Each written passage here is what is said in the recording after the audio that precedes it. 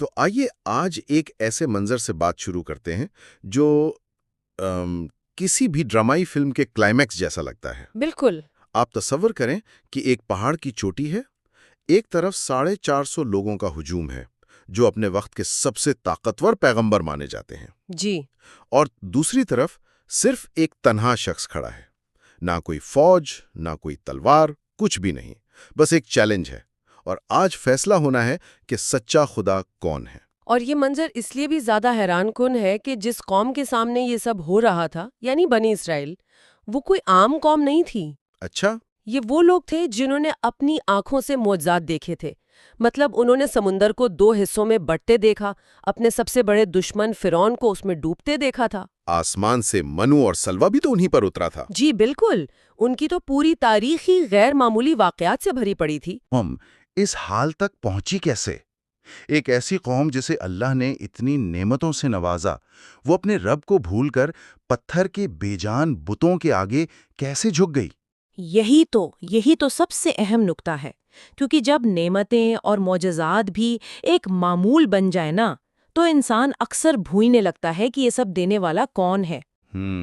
تو وقت کے ساتھ ساتھ ان کی زندگی سے توحید کا تصور مٹتا چلا گیا اور اس کی جگہ شرک نے لے لی۔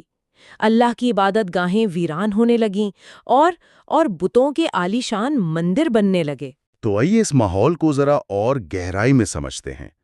جس بت کے گرد ان کی پوری زندگی گھوم رہی تھی، اس کا نام تھا بیل۔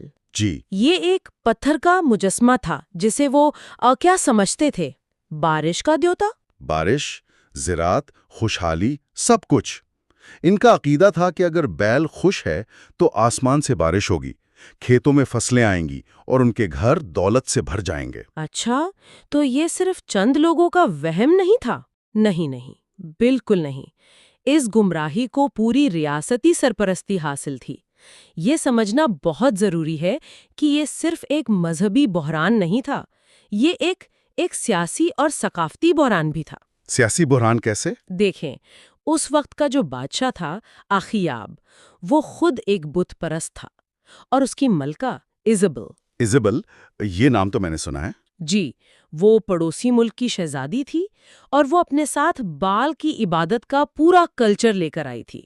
تو یہ ایک سیاسی اتحاد کا نتیجہ تھا جس نے بنی اسرائیل کی پوری تہذیب کو خطرے میں ڈال دیا تھا۔ اچھا، تو ملکہ اپنے مذہب کو سرکاری مذہب کے طور پر مسلط کر رہی تھی؟ بالکل، وہ اللہ کے سچے نبیوں کو چن چن کر قتل کروا رہی تھی، اور بال کے ان 450 جھوٹے